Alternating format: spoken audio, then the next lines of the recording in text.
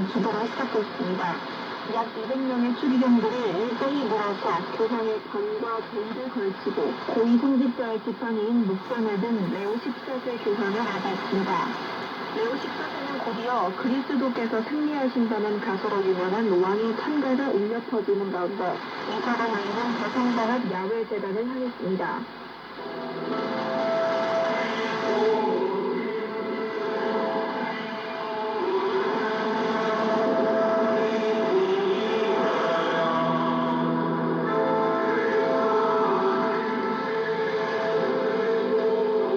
그는 이어진 강론에서 우리는 중화, 사회에 대한 두려움 등 너무나 많은 분화, 또 지구자원을 착취하고 가난한 이를 소외시키는 경제망으로 인한 많은 상처를 보고 있다며 자신에게 맡겨진 일을 지배하려는 유혹에 굴복하지 말고 사랑으로 돌봐야 한다고 말했습니다.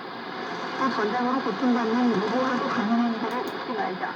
협상가들이 나서서 평화를 전해야 한다고도 강조하며 우크라이나와 미얀마를 지목해 언급하기도 했습니다. 이날 교황은 미사 후 성 베드로 대성당에서 교황의 선생인 붉은색 어깨 망토를 걸치고 각국 대표단과 인사를 나눴습니다. 무채타를 아예 걸치지 않으려 했던 전임 교황과 달리 레오 14세는 공식 석상에선 전통 예복을 착용하고 있어 주목을 받기도 했습니다. 네, 지금까지 교황 레오 14세의 제주인사 관련 소식 이래현 기자였습니다.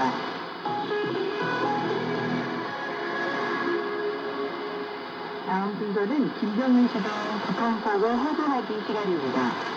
북한 주민들이 잘 모를 수 있는 내부 소식을 전해드리는 시간인데요. 북한사회 백문백답의 책임저자이자 북한연구학 회장을 맡고 있는 김용현 동국대학교 교수와 함께합니다. 오늘은 김정은 시대 경제정책에서부터 북한 여행지에 대해 리차드 기자와 김 교수가 이야기 나눠봤습니다. 김정은 시대의 경제 정책, 이게 도대체 어떻게 요약할 수 있는지, 그리고 또 현실은 어떻게 진단할 수 있을지 궁금합니다. 김정은 시대의 경제 정책은 일단은 내부 자원을 총동원한다. 전략 대비를 총동원한다. 이런 측면 하나. 그 다음에 이제 북중간과 공간관계 속에서 외부의 어떤 자원들, 에너지나 기존 부분들이 자원을 들여온다는 것이고.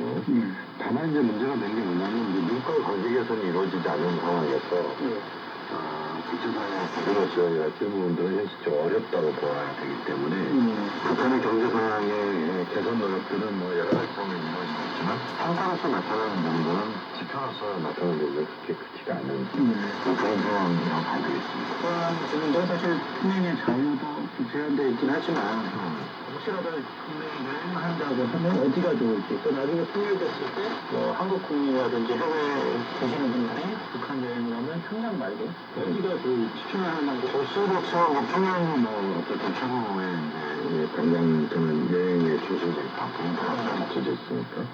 그런데 이제 그 평양을 제외한다면 예를 들면 원산은 과거 일제시대부터 아주 유명한 관광지였고 또 동해 그 다음에 금강산 인접지역이고 또 맛있는 식당이랄지 이런 또 여러 인프라가 있었고 원산이 이제 주목받을 수 있다고 하고 그렇죠.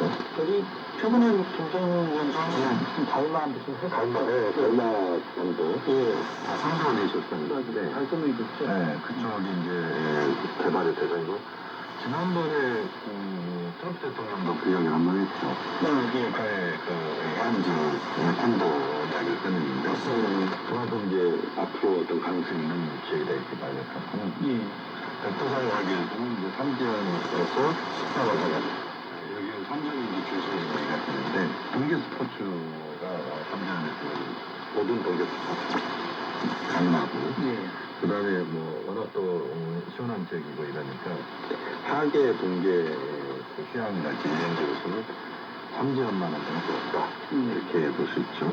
그 다음에 이제 보면 이제 뭐 예를 들어서 대양산 지구랄지 또는 칠보산 지구랄지 이런 지역들도 가보는 것으로 봐야 됩니다. 네. 혹시 통일된다면 우리 교수님은 어디 제일 가고 싶으십니까? 뭐 저는 뭐 여러 군데 저는 이제 북한은 제가 가봤습니다만 역시 북두산은 북한 지역에서 올라가는 제일 먼저 하고 싶은 그동안에 네, 다음 이 시간은 북한에 대한 인도적 지원이 이뤄지지 않고 있는 이유에 대해 알아봅니다. 음식 만들 때 소금 많이들 치시죠?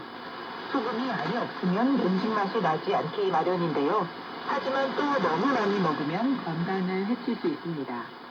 음식을 통해 소금을 많이 섭취하는 사람은 작게 섭취하는 사람에 비해 일반 비만 및 복부 비만이 될 위험이 최대 6배 높다는 연구 결과가 나왔습니다. 유럽 비만 연구협회는 최근 폴란드 헬싱키 보건복지연구소 에니카 산달러스 박사팀이 남녀 5천여 명의 식단 섭취 나트륨량 및 사전 나트륨 수치와 일반 복부 비만 간 관계를 분석한 결과 이런 연관성을 발견했다고 전했습니다. 복부 비만은 복부 및 내부 관계에 지방이 축적돼 허리 부위가 정상보다 커진 상태로 심혈관 질환 위험을 높이는 요인으로 꼽히는데요. 분석 결과 소금 섭취량이 많거나 소변 소금 농도가 높은 사람들은 일반 비만과 복부 비만이 될 가능성이 더 컸습니다. 연구팀은 이 연구 결과는 소금 섭취와 비만 간 연관성을 일관되게 보여주지만 그 원리나 성별 차이 등은 여전히 명확치 않다며 향후 연구에서 장내 미생물, 세성분 변화, 포만감 과정 등 생물학적 원리 구조 등을 심층 분석할 필요가 있다고 설명했습니다. 지금까지 건강병원 소식이었습니다.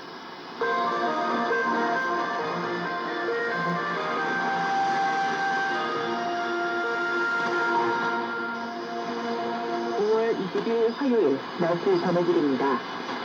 전 지역 대체로 흐리다가 오전부터 가끔 구름이 많겠습니다. 황해도와 한남은 아침 한때 비가 오겠고 경북과 한북에서는 저녁부터 비가 내리겠습니다.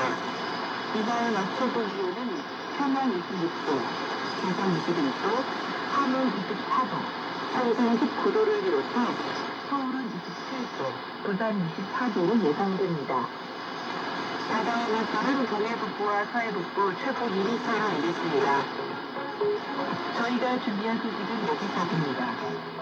이 방송은 BBC 코리아 인터넷 홈페이지에서 다시 들으실 수 있습니다.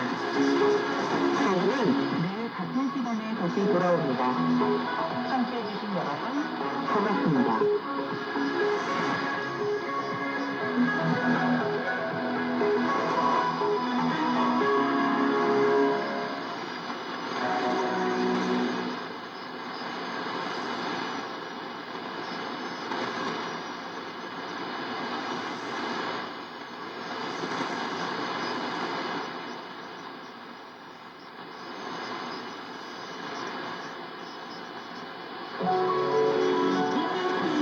This is the BBC. There are no programs on this channel at present. Details of all our services are at smartservice.com.